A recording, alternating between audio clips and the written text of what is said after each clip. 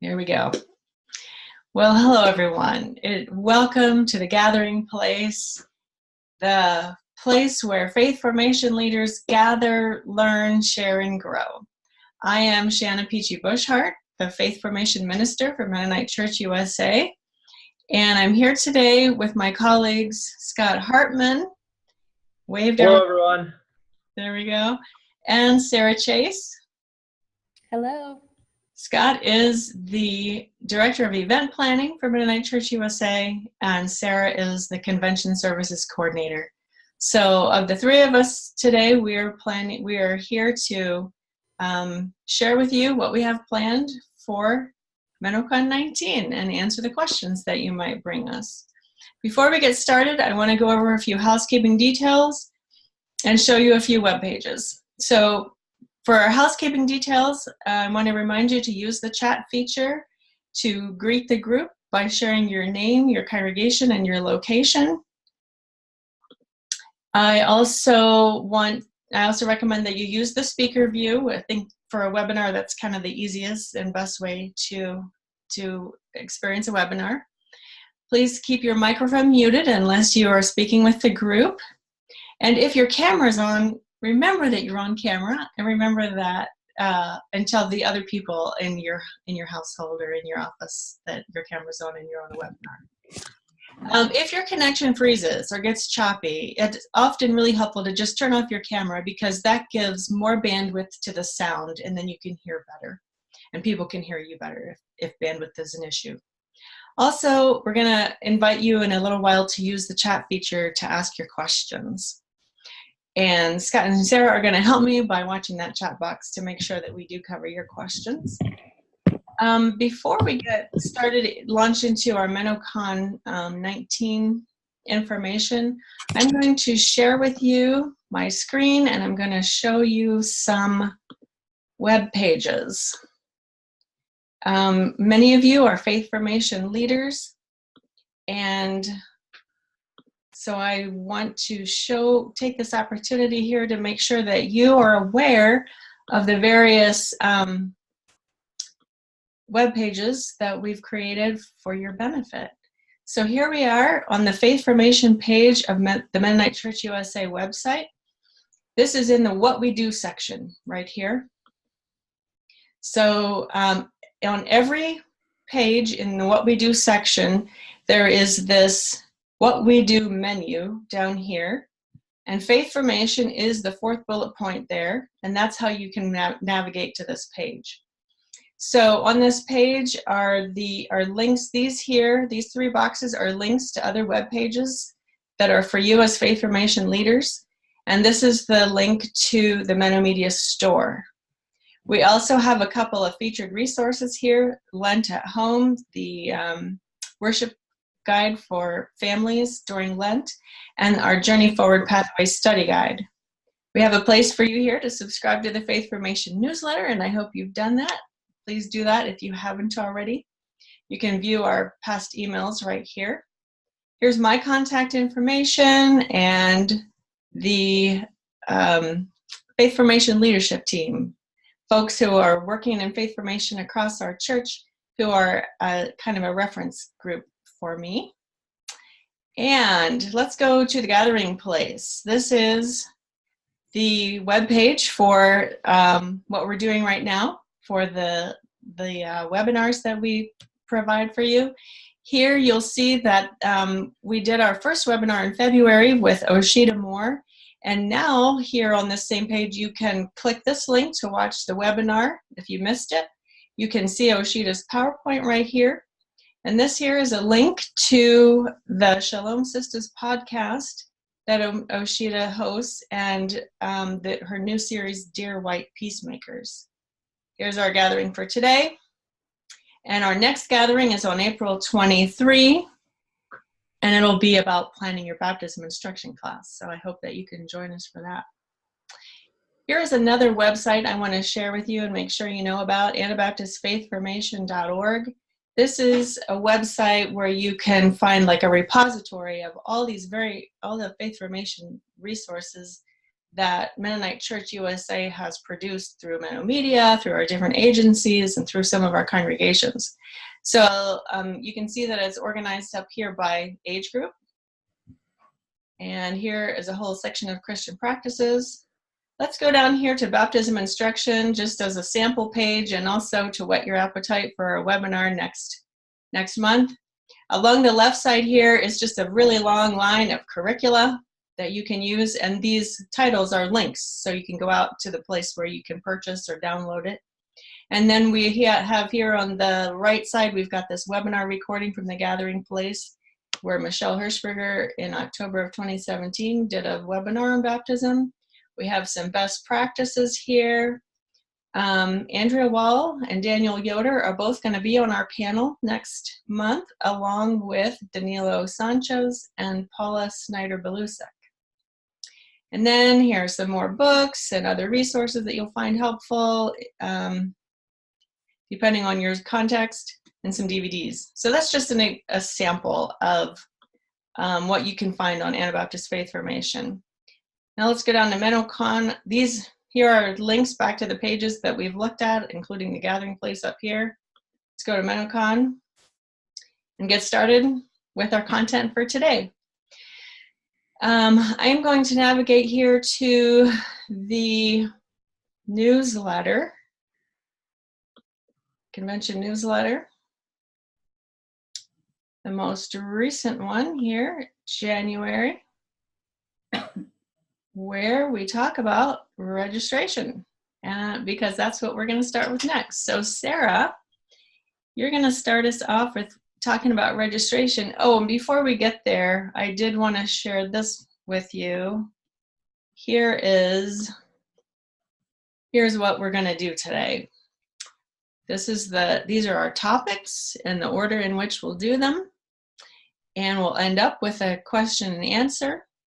So if you have questions, say we get all the way through registration and you still have a question about registration and we've gone on to talk about lodging, go ahead and type your question about registration in the chat box and we'll be sure and answer it toward the end. Maybe we'll have a long list of questions at the end. I don't know. We'll see. But that's what I would suggest that you do. So let's get back there to, okay. Sarah, would you like to take it away and talk to us about registration? Sure, that would be great. This document here shows everything and a lot of information about how to register for convention. I'm going to touch a little bit on what to expect when you're at convention. We will be starting on the Tuesday. We'll be starting bright and early for anyone who needs to register before a service project or maybe a pre-convention training. We'll have all of that ready for you when you get there. We'll try to have everything organized and ready for youth groups so they can just come one place and pick up all their items. There will be separate stations for adults and then youth and then junior youth. So we'll hopefully make that as smooth as possible. If you happen to have any questions, I'm happy to help answer those. Or if anyone is needing help registering for convention, please feel free to shoot me an email and I'd be happy to help walk through that process. All right, thank you, Sarah. I think that we have, now that I'm sharing my screen, I can't see the chat box. Can Scott or Sarah, can you see it? Yeah, Amy was asking if we can share all the slides after the meeting, and yes, we will make sure everything that we're showing here is available. A lot of it is available on our website already, but yes, we can make sure the slides are available. Good question. All right, let's go back to our, let's see. We're going to go to lodging. All right, I'm going to, as you can see on the slide here, we have 4 hotels that we are using this time for lodging. The Marriott and the Crowne Plaza are the 2 hotels that are close to the convention center. The Crowne Plaza is actually sold out at this point, and the Marriott has some rooms left, but they're pretty limited. That one's getting full. The Westin and the Sheraton are approximately a mile away from the convention center. For those of you who were there last time, you'll remember it's a nice walk. This time, Kansas City has now finished constructing their streetcar that actually runs from right outside the Westin to a block away from the convention center. And it's a free streetcar. It actually runs kind of from one end of the city to the other. And so it's a great option if you don't want to enjoy the morning fresh air or the evening cool breeze. You can jump on the streetcar and ride back and forth from those hotels. And the Westin and Sheraton are actually both slightly cheaper for their per night room rate than the Marriott and the Crowne. So it's another way we're trying to help people who are budget conscious save a little money. A couple things to note with lodging. The lodging system will be active through June 1st. At that point, the lodging system closes down and the reservations all get turned over to the hotels. So between now and June 1st, if you need to change one of your lodging reservations, you can do that on the same, like you should have gotten a confirmation from that reservation. You can use the reservation system to make those changes. And on our website, there's a contact name for and information for Kate. She's our housing person in Kansas City who can help you make those changes if you can't do them yourself. But the system's pretty simple. It should let you walk through that. Another thing I would note, particularly for youth groups, about a week before your arrival, I would recommend calling the hotel where your reservation is and just kind of letting them know, reminding them when you're arriving, double checking your reservation. But also, I know a lot of you like to keep your youth group rooms together. And so that would be the time I would recommend contacting the hotel to kind of make that need known with them, that you'd like your rooms all kind of in a block together. Up until that point, the hotel really hasn't assigned your room, you to specific rooms. And so, yeah, kind of that week before is a good time to check in with them and just ask them to lump your rooms together. So that's kind of what I was hoping to share about lodging. Unless anybody has any questions at the end, we can kind of keep moving here. All right, thank you, Scott. Let's go to the next topic. Worship. Here are the worship themes. Our worship text for the entire week is John 19, verses 20 to 22. This comes after the resurrection, when the disciples are gathered in a locked room and Jesus appears among them and speaks to them, peace be with you, and breathes the Holy Spirit and sends them out. So here are our themes. They were afraid. Wednesday morning with Dustin Gallion. Dustin Gallion is a coach from Heston College. Sue Parker will speak on Wednesday on the theme Peace Be With You. That will be Wednesday evening. And Sue is the denominational minister for leadership development here with Mennonite Church USA. On Thursday morning, we'll have a series of 3 different storytellers who will share with us some stories of times when they were glad they saw the Lord. That's the theme for that morning. On Thursday evening, we will not have worship service. That's going to be the free night with a lot of different activities happening at the convention. On Friday morning, we have Megan Good. Megan is a teaching pastor at Trinity Mennonite Church in Glendale, Arizona. She is going to speak on the topic, He Breathed on Them. Some of you may have read Megan's book on the Bible Unwrapped that just came out. Friday evening, our worship speaker will be Leonard Dow. Leonard is a pastor and entrepreneur who is used to pastor the Oxford Circle Mennonite Church near Philadelphia. he now works for Everence, and he will speak on Friday night on the topic, Receive the Holy Spirit. And then Saturday morning, our last day of convention, as we're ready to be sent out, we'll have Glenn Guyton, our Executive Director of Mennonite Church USA, speaking on the theme, I Also Send You. Let's see. Oh, okay. So that's what I have to share from worship.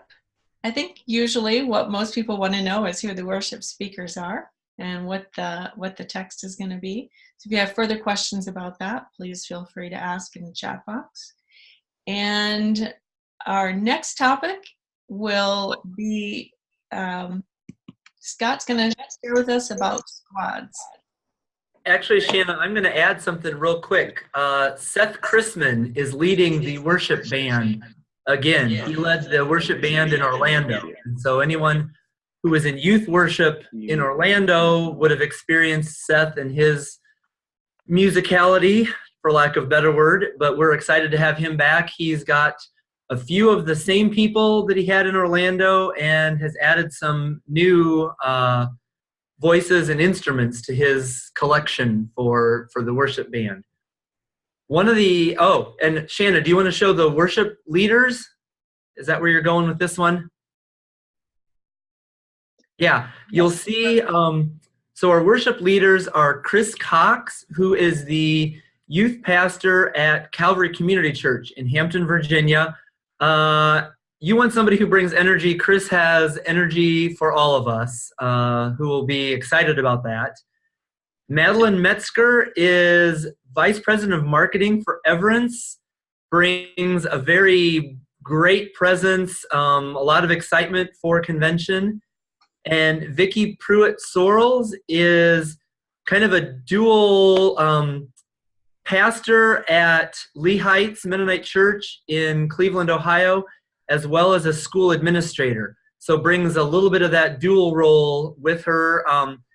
These three have been fun to work with as we've worked with them in planning the worship services. They are going to work well together and bring lots of excitement to kind of that worship leading role. I'm going to take it a step farther now and talk about squads, which is something new we're adding to convention that we've never done before. And this was kind of brought to us by Chris Cox, one of the worship leaders. And the idea is that squads are going to be an opportunity for youth groups to get to know other youth groups. And so what we're going to do is take our group of youth as a whole and subdivide those groups into squads. At this point, depending on registration numbers, we're looking at approximately 5 different squads. And the idea is that the squads are going to meet together first thing in the morning to do squad work, as we're calling it. And then if you've looked at the overall convention schedule, we have actually scheduled squads time right after lunch. And so we've actually eliminated a normal seminar slot for youth groups. And youth and sponsors will all gather back in the worship hall, just as youth and sponsors. And the idea is that the squads are going to do some interactive activities, some challenges. Chris has some crazy ideas of how we're going to get everybody involved in this. And part of it will be a little bit of singing, but part of it will be a lot of these group activities for youth. And then at the last half hour of this squads time is going to be a question and answer time with the worship speaker from the worship service in the morning. So it's going to be an opportunity for youth to engage with that worship speaker. This kind of goes to some of your question, maybe, Amy, with some concerns about worship being joint and adults and youth being together. We realize youth may process things differently than adults, and so this squads is one chance for youth to really engage with the speaker, to ask some probing questions about, well, what did you mean by this, or why did you say that? But yeah, it's going to be a question and answer time. Chris Cox, our worship leader, is going to kind of guide us through that time. It's something he's done before in other large groups, and so it's It's exciting to think about the opportunities that youth will have just for them to kind of engage both with each other in different ways, because we've heard over the years youth groups miss some of that youth group to youth group interaction, and as a way for youth to engage with the speaker on a little more intimate level.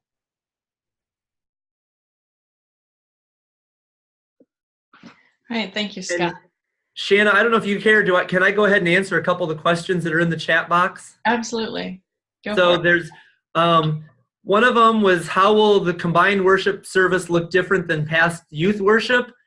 The honest answer is it's going to look like youth worship and like adult worship, but nothing like them in some ways. We realize a large portion of our attendees are youth, and that we need to appeal to them and keep their energy and their attention. But we also realize more and more adults are worshiping or want to worship similar to youth. And so these worship services are, in my opinion, and hopefully everybody is kind of in the same boat with me that's been part of the worship planning, we're planning these services to be very engaging. Worship in the morning is just going to be an hour long. We're going to keep it short and sweet. Worship in the evening is an hour and a half, so there will likely be a little more singing in the evening, but we are not eliminating worship songs in the morning. We're not eliminating anything. For those of you who have been in youth worship, it will probably feel like youth worship. For those of you who are in adult worship, it may actually feel a little bit like adult worship. So hopefully, yeah, I'm excited because of the worship speakers. We've gotten some pretty engaging people there that I think are going to help keep youth and adults' attention equally, challenge both youth and adults with what they're bringing for their message. And yeah, I'm excited for what we have to look forward to here together with worship. I see that I did find the chat box, and I see that one question is, yeah, but can we still bring our giant inflatable orca? And we say, yes, absolutely, you can. Definitely do. One of the things that I've noticed over the past number of conventions is that youth and adult worship has become increasingly similar. And there are fewer differences between the two than there used to be. And so I'm hopeful, and I'm actually quite convinced that it's going to be a good experience for youth and adults. And you may notice that our music worship leader, Seth, is the same person who led youth worship at the last convention. So I really do think that your youth are going to find that they really do enjoy worship at this convention as much as they have in the past. Shana, I'm going to quickly answer the other two questions that I saw. Junior youth will also be joining us for worship, and then they will go have their own activities for the afternoon, but they will be joining us in the morning and evening for worship. So it will be junior youth, youth, and adults all together for worship. And the thinking is with squads is that your particular youth group will stay together. We know that's where you're most comfortable, but we're going to pair 5 or 6, 7 different youth groups together. And so hopefully there's some similarities, some differences, some opportunities to get to know other youth groups through this squads activity. I also want to address Karina's question. Her youth have 4 Congolese youth who've moved recently from a refugee camp. Are there other churches with kids from similar backgrounds that my youth might be able to connect with? I believe so, Karina, but I think that a better way to do that than to kind of think about, than to hope that they might be in your same squad, I think maybe a better way to do that would be to write to me directly and let me help you figure out who those other churches might be, and kind of do that kind of on the side or before we get to convention. But that is a great question. I'll do my best to help you find those people, with the caveat that the more of those requests I get, the harder it will be. But yes, that's definitely something that I understand that you would want to do. All right, that is squads. And our next topic is equipping seminars. So let's see, what do I have here? I don't think, oh, let's start with the equipping seminars. There are some categories, and I'll talk to you a little bit about equipping seminars, but let's start with the July 2 trainings. July 2 is the day that convention starts. Convention starts officially the evening of July 2nd with our worship service, but during the day, we're going to be offering some day-long and half-day trainings. And this is an excellent opportunity to get some of these trainings, or to, pursue an interest that you have. The list is right here. The Women in Leadership Project will be giving a training called Laboring Together Toward Wholeness. David Fitch, the author of Faithful Presence, will give a day-long workshop on that very topic. We will have the Healthy Boundaries 101 trainings available in both English and Spanish. And one of the things that I want to note about this particular opportunity is that this is probably the cheapest Healthy Boundaries training you're going to encounter anywhere. So if money is an issue for you, if this is something that you know that you need to do, check out the Healthy Boundaries 101 training on July 2nd, and be aware as well that it's going to be offered completely in Spanish at the same time. There'll be two separate seminars, one in English and one in Spanish. Mennonite Central Committee is going to be giving a wonderful training on welcoming immigrants. This will be really detailed and really useful. There are descriptions of all of these on a web page that I'll show you in a minute. And then we also have a seminar on intercultural competency. And I'm kind of thinking that that's also a half-day seminar. Let's go out here to the convention website. Yeah, here are the day-long trainings with the cost and the and descriptions for each one. And you'll find this under the experience and pre-convention training opportunities on the convention website. Another thing that I wanted to share with you about equipping seminars were the featured seminars that we have. And I want to, at our last convention, and again at this one of the things that we're doing is we're bringing in people to give featured seminars. And these are people from outside of Mennonite Church USA who who can teach on particular topics that we think that you'll want to hear about. So again, in addition to David Fitch's day-long training on the 2nd, he'll give a couple other webinars, a couple other seminars on the next day, the next full day of convention on Wednesday. We have a speaker named Jennifer Guerra Aldana coming. She is from the Fuller Youth Institute.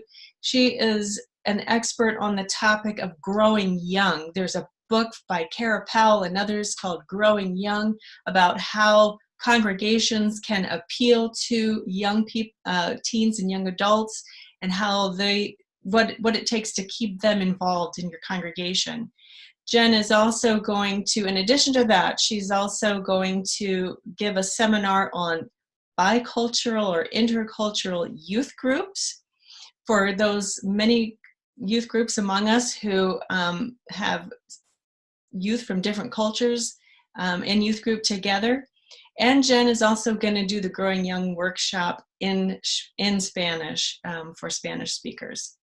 We have Crystal Washington coming. Crystal is an expert on technology, and she's going to give a seminar on Friday afternoon on that topic. Josh Packard is the author of Church Refugees. He was a featured speaker in Orlando 2017, and he is going to come back and give us some updates on his research about why Christians leave the church and remain Christian.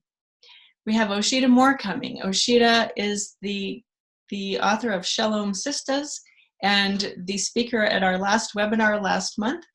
She is going to do her featured seminar on the same topic as her book, Shalom Sisters. Everyday peacemaking strategies and techniques. and it'll be especially focused toward women and teen girls, but really everyone's invited to that. And then Crystal Joseph is coming. She's an expert in trauma and healing, and will give a seminar on that. So those are some of our featured seminar presenters. And then finally, for our regular equipping seminars, we are working right now on that list, and very soon we will be able to share with you all of that list of equipping seminars. Here on the convention webpage under the Experience in Equipping Seminars is the criteria that we've used to choose from the many proposals that we got for our equipping seminars. And soon, if you keep watching here, within the next 2 or 3 weeks, I think we'll be able to have a list of the seminars that we are going to be offering here on this page. Does that sound right, Scott? Am I saying it right? Okay, that's good. You are correct. All right, were there any questions about seminars?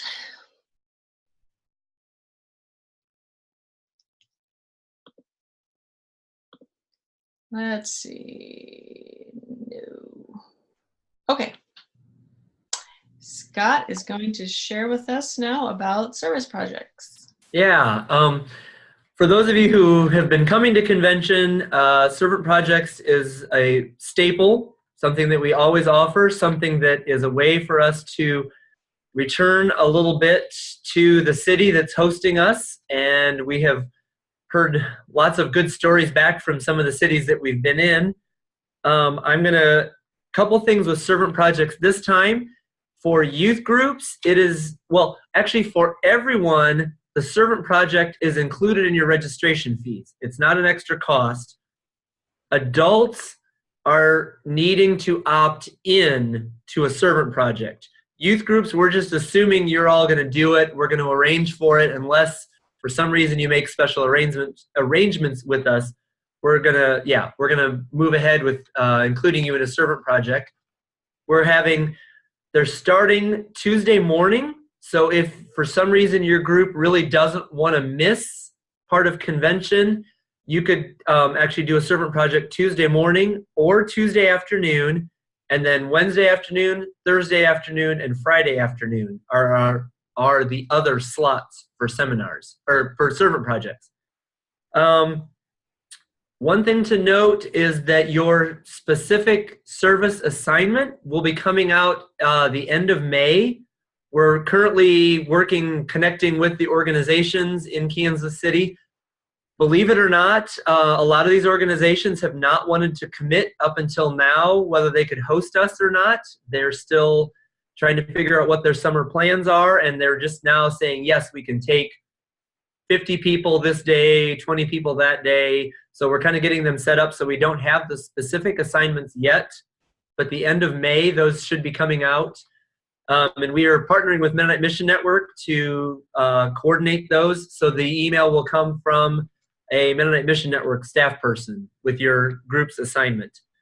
One last challenge I'm going to issue is to youth groups here.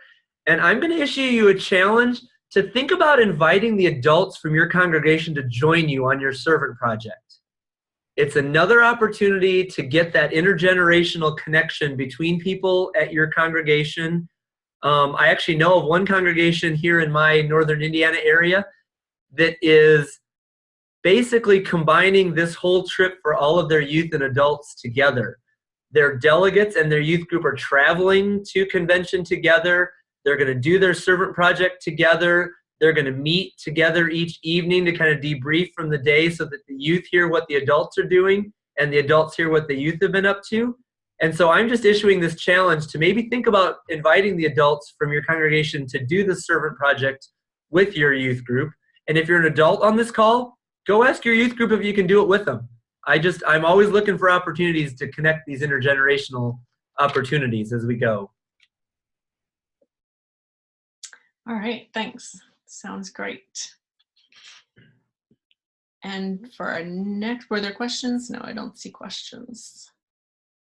For our next topic is Delegate Assembly. So some of the things that delegates will be doing in Delegate Assembly, every morning is going to begin with a Bible study with Tom Yoder Neufeld. He has a Bible study on Ephesians that he presented at Mennonite World Conference in Kenya last spring, about a year ago now. And our leaders from Mennonite Church USA who were present there were so impressed with it that they said, you have to come and share this with our delegates at MennoCon 19. So every morning in the delegate session, we'll hear from Tom Yoder Neufeld. Then we'll also hear some other features of the delegate meeting. We'll be hearing some stories of congregations and agencies who have things to share about how they're living out the renewed commitments from our Journey Forward, document, our process, our Journey Forward process. We also, one of the things that delegates will also work on will be some updates to the bylaws. Many of these are very routine updates, kind of just technical, just renewing the language to match the reality as we evolve as a church.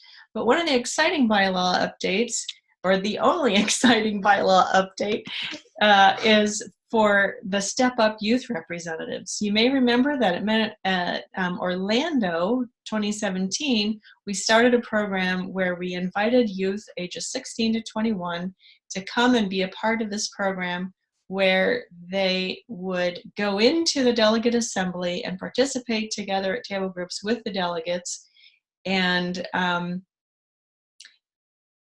the Step Up program accompanies them in that. It prepares the youth to go into delegate assembly and participate there. It accompanies them and helps them to debrief on the experience throughout the experience. And it follows up with them on what the experience was like for them. It also helps the youth to connect with each other, the other Step Up participants. One of the things that one of the bylaw amendments is going to be to add youth delegates to the Mennonite Church USA bylaws, encouraging every congregation to send one delegate in addition to their regular delegation. Every conference can send 2 youth delegates in addition to their regular delegation, and every constituency group also an additional 2 delegates. So that is what the bylaw amendment will look like, and that's also how we're inviting churches to send their Step Up youth representatives. So we're calling them youth representatives until the bylaws are changed, but hopefully in years to come, Step Up will be about youth delegates. One of the things I want to show you the page on our website that explains Step Up. Here it is. It's under Delegates, Step Up 2019. And you'll see here, an info sheet. This is a downloadable sheet that is intended for youth sponsors, the youth representatives themselves, and those other leaders who are being invited to ask youth participants to come and represent their constituent group or conference. So that's the Step Up info sheet. You'll want to know about that because hopefully there's someone in your church who you're thinking of to invite to be a Step Up representative. Here's some information about the schedule. Here's how to register as Step Up participants. And here are some testimonials of what the youth 2 years ago had to say about being in Step Up.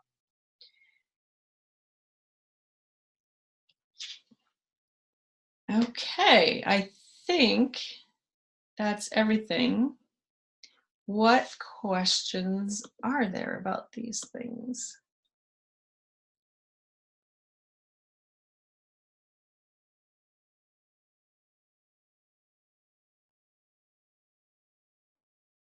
I observed the nomination form about congregational sharing. Can a congregation nominate itself?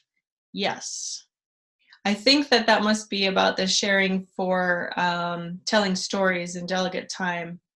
I think they may have already chosen those stories at this point, but yes, Wendy, you can nominate your own congregation, and I don't think I can answer the second part of that question. Will there be a selection process from the nominations? Oh, here's Scott. Already answered your question. Sorry about that. Okay.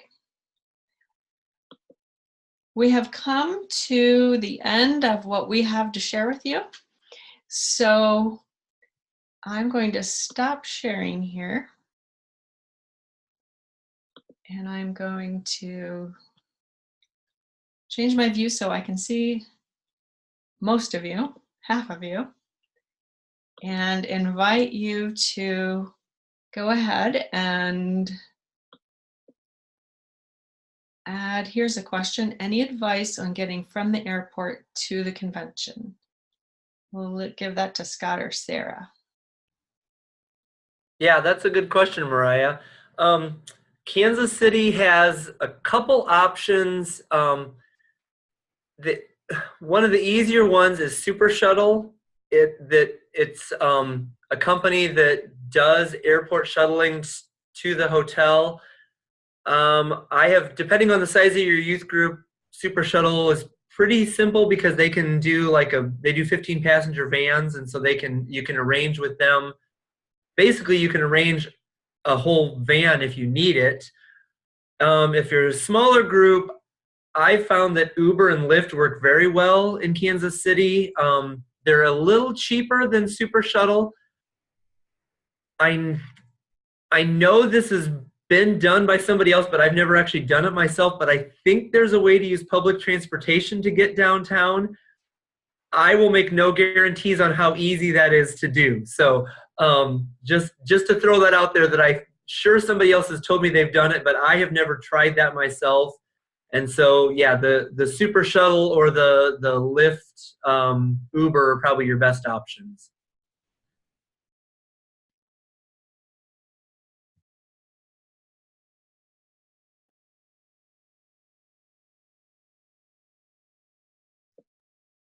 And the next question, is there a list of ideas for the free night? I think that Sarah could tell us about the different activities that are planned for Thursday evening. Yes, so there are some activities available at the convention center. That will be the night for the Mennonite Concerto. The hymn sing will follow that, as well as the colleges will be having a trivia night. So there's going to be a wide variety of different things for all age groups. If you're looking for something outside of the convention center area, feel free to send me an email and I can help you get connected with that.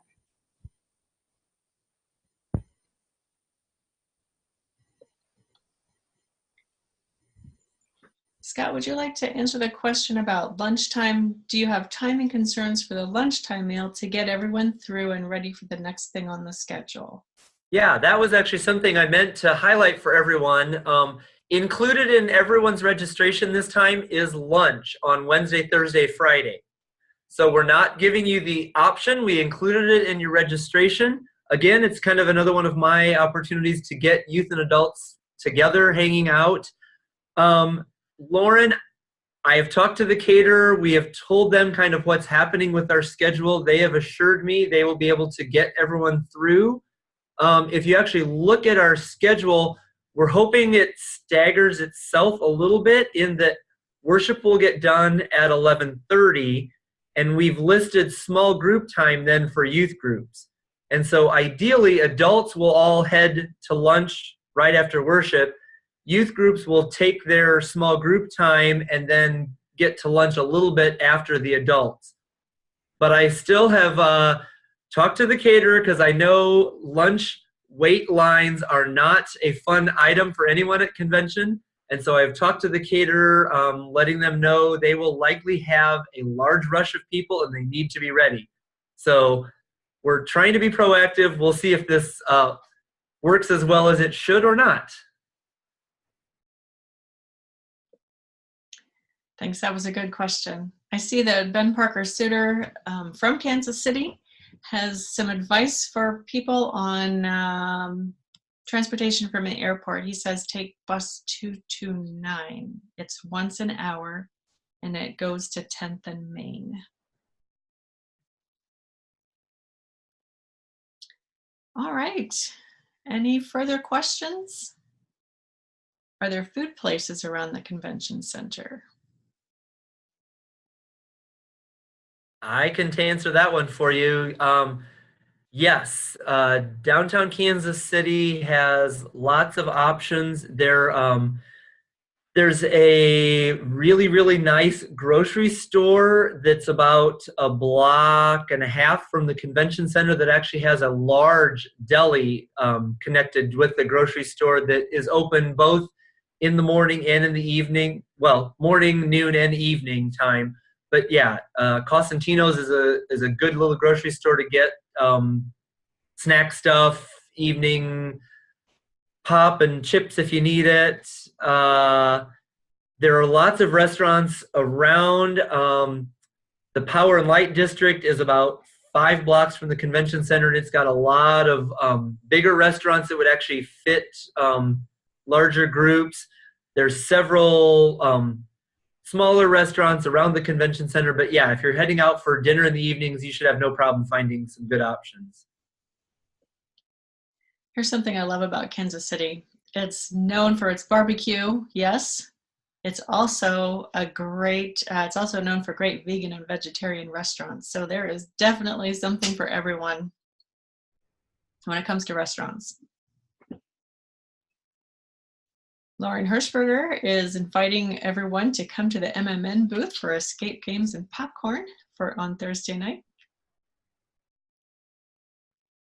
It's kind of hard to cover all the wonderful things that we know are going to happen at convention, but this is a good opportunity to share with each other what all we have planned. Well, I'm not seeing any more questions in the chat box. You have my contact information on the webpage that I shared with you. Feel free to contact me. Scott and Sarah are also, their contact information is also on the staff page of our website, and the three of us are very happy to answer whatever questions you have. We're all pretty excited about everything that we have planned. We feel pretty good about the plans that we have in place, and we're looking forward to seeing all of you and your families and your youth groups at convention. It's going to be a great time. Thank you all for joining us today. Scott, Sarah, any last words? I'm going to put a plug in. Our last newsletter is coming out in the next couple weeks that will have a little more information about the featured speakers and the worship speakers that Shana highlighted. So kind of watch for that in your email inbox. And yeah, if you have any questions, feel free to send them to us. The sponsor handbook will actually be coming out in the next month for youth groups, contact sponsors who are looking for that. We're kind of putting some final touches on that and getting all that information arranged, and hopefully have all the helpful stuff that you need as you get those last minute preparations for convention. All right. Anything from you, Sarah? Would you like to? Just wanted to say thank you so much for all of your efforts into organizing your groups and getting everybody together to come, because we are so thankful and so excited to see everyone. Absolutely. That's a great point. Well, thank you, everyone. This is being recorded, and you'll be able to find it on the Gathering Place webpage. Sometimes it takes more than a couple days to get our recordings posted, so check next week for this recording, and tell your friends who've missed it that they can come and find it there. Well, wonderful to see you all. Take care, everybody. Bye-bye.